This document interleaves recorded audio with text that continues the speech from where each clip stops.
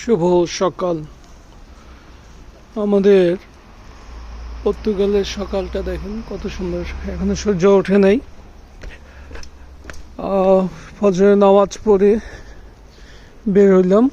এখানে দেখেন এখনো সূর্য ওঠে নাই, অথচ তারা উঠে গিয়েছে। আপনার পর্তুগিজ যারা আছে তারা উঠে এই যে সকালে ক্যাফেটেরিয়াতে এসে চা খাবে, আর একটা করে ছোট পাও আছে, পাও খায়। এখানে ওই যে ডাস্টবিনের এখানে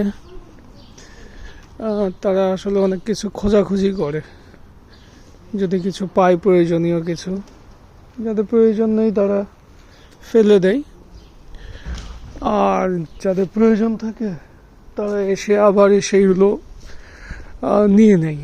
তো সবগুলো থাকে, মানে এখানকার ডাস্টবিন মানে অত নোংরা না, সব সুন্দর 4 পার্ট থাকে এখানে ডাস্টবিন। একটাতে হচ্ছে বোতল জাতীয় জিনিস রাখে কাঁচের, আর একটা হচ্ছে আপনার পলিথিন বা পিপি জাতীয় জিনিস রাখে, আর একটাতে কাগজ জাতীয় জিনিস রাখে। যদি বড় বড় জিনিসপত্র থাকে সেগুলো পাশে রেখে দেয়। মিউনিসিপ্যালিটির যে গাড়িগুলো আসে এসে ওটা নিয়ে নেয়। তো আপনার আমি প্রথম একটু খারাপ লাগতো যে এরা ডাস্টবিনের পাশে জিনিসগুলো করে আপনার টোকাই। তো পরে দেখলাম যে না, এখানে এটা ভালো একটা অভ্যাস, যে জিনিসগুলো যার প্রয়োজন নাই রেখে দেয়, আবার যার প্রয়োজন হয় সে ওইগুলো নিয়ে নেয়। তো এটা একটা ভালো জিনিস। এখানে রেখে দিয়েছে দেখেন কাপবোর্ড, বিভিন্ন জিনিসপত্র রেখে দিয়েছে, যার প্রয়োজন হবে সে নিয়ে যাবে। এখানে বাস স্টপ, এখানে 1003 নম্বর বাস আসে।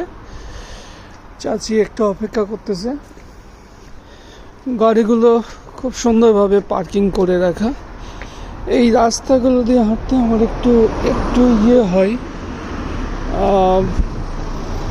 মানে ওই কুকুরগুলো এরা রাস্তা দিয়ে নিয়ে যাওয়ার সময় কুকুরের ময়লাগুলো বেশি থাকে, এই জন্য রাস্তা দিয়ে হাঁটতে একটু সতর্ক হয়ে হাঁটতে হয়। আমি এখানে একটা ক্যাফেটেরিয়া, এটা তারা সকালে উঠে আপনার কফি খাবে। এই কফিটাকে ছোট্ট কাপে একটা কফি খান। এটা একটা ক্যাফেটেরিয়া, এত সকালেও খুলে ফেলছে, এখনো সূর্য ওঠে নাই। এখানে 7:40 সূর্য ওঠে, সকাল 7:40 সূর্য ওঠে। তার আগেই তারা উঠে কফি, পাও এগুলো খেয়ে নেয়। ওই একটা দাদি হেঁটে যাচ্ছে, কত বয়স্ক, চশমাও লাগে না। তারপরে আমাদের সিগন্যালটা ছাড়ছে।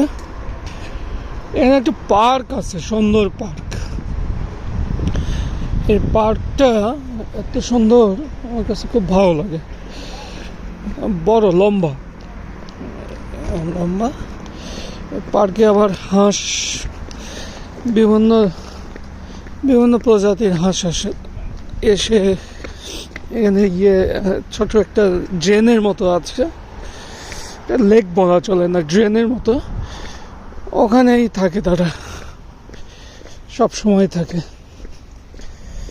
এই পার্কে। এখানে আবার একটা সুন্দর একটা জিনিস আছে, সেটা হচ্ছে যারা ড্রাইভিং শিখবে, বাচ্চাদের জন্য বড়দের জন্য, এখানে একটা টোটাল ড্রাইভিং শেখার, প্র্যাকটিক্যালি শেখার একটা আপনার